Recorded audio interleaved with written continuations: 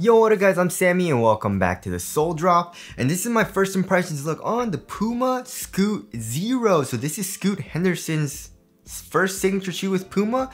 And a lot of people are saying like he doesn't deserve a signature shoe, especially after the way he's playing.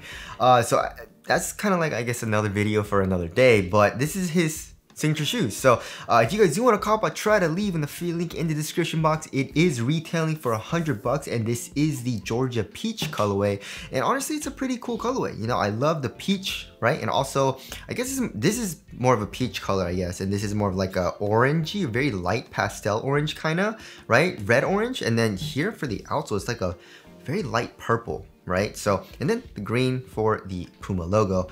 But yeah, if you guys do want to cop, I try to leave the free link in the description box. But let's get it started right off with the tracciones. And the traction, they're basically using an aggressive herringbone traction pattern, as you guys can see. But then here in the forefoot we have a little pod, right? And then we have this hexagon pattern, right? And we have a very thin rubber here as well, like very thin grooves. But outside of that, we have this herringbone with very thick grooves, and the rubber is a lot harder. And then here in the heel we have the Puma logo, right? So as far as the traction, like how it feels on my wood floors, it does not feel good, right? I also just got the AC12 in, right? The AC12, and the traction on my wood floors seems really good. The bite is absolutely amazing. But then also I basically got these on the same day, right? And I changed into these and then tried the traction on my wood floors, and the bite isn't amazing, right? So that kind of sucks. I wish the bite was a little bit better, but of course we have yet to see like if it gets better if I break it and stuff like that. But right now, for my first impressions, the bite doesn't seem good. And then as far as like the dust pickup, also it doesn't seem like it'll be very good on dust performance because this part, right? But you know, like here in the forefoot, this is a high wear area, and you're making contact with the ground with this part of your foot a lot more than like the rest of your foot, right? So you want the rubber to be spread out a little bit more, right? But with this pattern, the grooves are really close together and might pick up dust and stuff like that. So we'll have to see on dust performance as well. But I guess the only good thing kind of would be durability, right? If you're playing on an outdoor court, this part, right, the herringbone part seems very durable, right? The rubber is super hard, grooves are thick and deep. But then here, also, again, like this is the high wear area and the rubber is a lot thinner. It's a little bit softer as well. So hopefully it doesn't rip off if you are playing on an outdoor court. So I don't know why they decided to do that. But yeah, the traction right now is not seeming too good. And that's like literally the most important thing for me from a performance basketball shoe standpoint. So that kind of sucks. But again, we have yet to see if it gets better once I break it in, right? So there's that.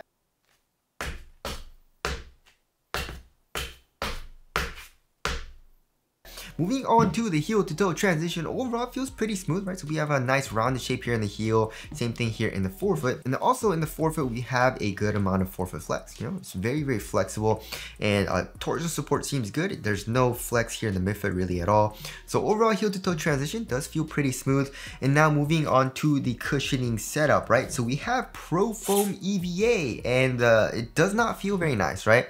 So the only thing that I like about it is the responsiveness. And I guess the court feel is also two things, right? Court feel and responsiveness, right? You have really good court feel here in the forefoot, but everything else about this cushion is not very nice, right? And you can literally get this type of cushion if you just use like rubber, you know, kind of like in Vans or like Converse. And they're actually using a foam, right? So Puma, please, for the love of God, get better foams. In my personal opinion, Pro Foam, Nitro Foam, not super duper nice. I mean, Nitro Foam's okay, but then like it's very high density, right? And same thing with Pro Foam.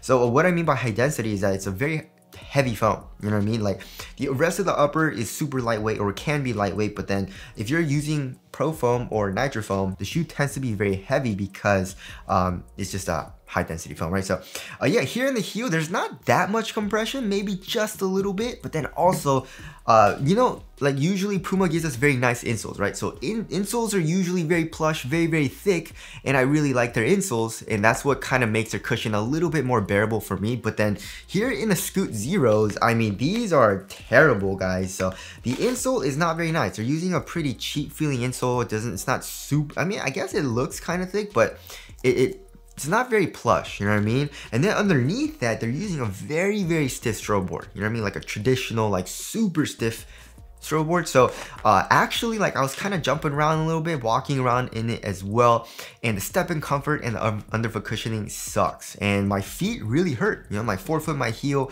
just walking around, I just literally felt like I was walking on wood with barefoot, right?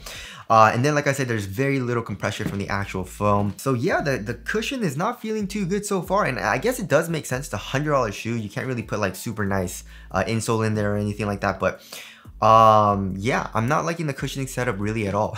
So there's the cushioning setup there. And also for the upper looks cool as far as the design goes. I think it looks great, but the material quality is really, really bad. But I guess it's $100, so you can't really complain. And usually I don't really care about material quality as much as long as it feels nice on foot, right, for performance. But I mean, this material feels really crappy. Like here in the toe box, here in the midfoot, it feels super cheap, very, very flimsy.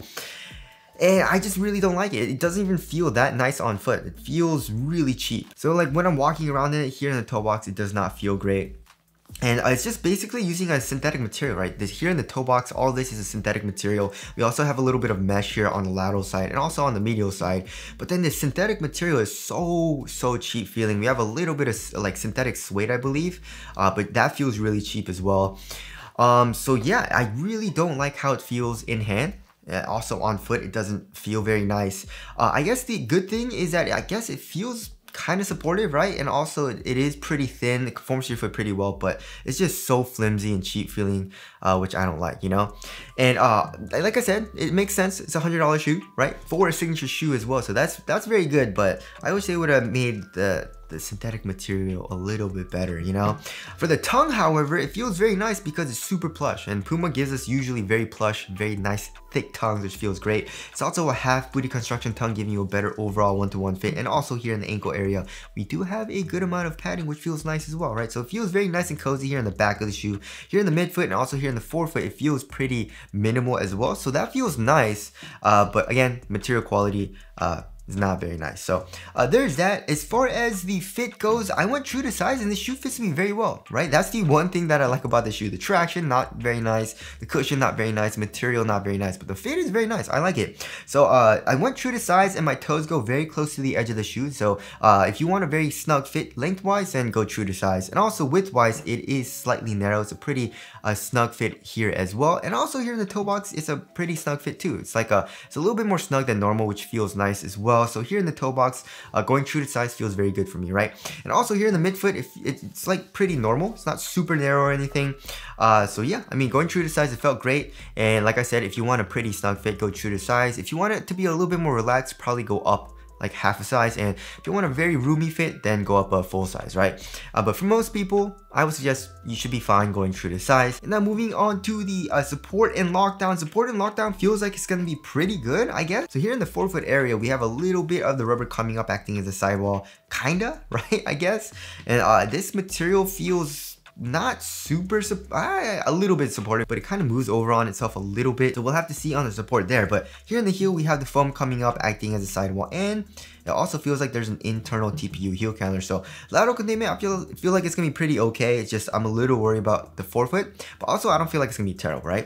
And also lateral stability, it's pretty good, right? Usually Pumas, they give us very narrow shoes, which I don't understand, especially in like the MB1, MB2. But they give us a little bit of an outrigger, right? The foam and the outsole protrude out a little bit, giving you like a wider base here in the forefoot. So that feels pretty nice as well. And also another thing that I forgot to mention is the rubber does also come up a little bit here on the medial side, so you get better grip when you're doing these types of movements. And it's not an outsole curvature at all. I mean, there is a little bit of a rounding shape, but it's not like an outsole curvature like in Kyrie's. But I guess I do like how they added the rubber, like extra rubber here on the medial side, right? So the support feels like it's gonna be pretty good, but the heel lockdown doesn't feel amazing so far, right? And I don't really like the Puma foam here in the heel. So it does feel very nice and cozy, which I do like, but the foam goes pretty low into the shoe, right? And because of that, it's just one kind of like, it's one dimensional, you know? So it just goes straight down. It doesn't feel like it's going to lock down my heel very well. And if you look at other shoes with very good heel lockdown, most of the foam is like on the top, not on the bottom, you know what I mean? So the top, there's nice foam and kind of like grabs your heel and locks your heel down like this with the foam. But then here, the foam just kind of goes all the way like down, like it just goes straight down. So it's not super bad heel slippage, but my heel doesn't feel super locked down, which kind of sucks, right? And then moving on to the weight, I mean, I feel like this shoe is gonna be kind of heavy. You know what I mean? It doesn't feel super light at all. I mean, the upper, like I said, feels very minimal, but Pro Foam, not super light. And also they're using a lot of it. It kind of comes up a lot. So I feel like it's gonna be kind of heavy. Yeah, 14.5 ounces, guys. 14.5, that's crazy. 14 point, oh, same weight though, for right and left pairs, but 14.5 ounces is freaking heavy, guys. And it doesn't feel super bulky right here in the forefoot, here in the midfoot, but it does feel a little bulky here in the heel, like I said, because there is a lot of the foam coming up. So yeah, it's a pretty heavy shoe. It also doesn't feel like it's gonna be super responsive because the traction doesn't feel amazing. So yeah, that kind of sucks. And moving on to the aesthetics, I like it. I do like the shoe. It looks pretty cool.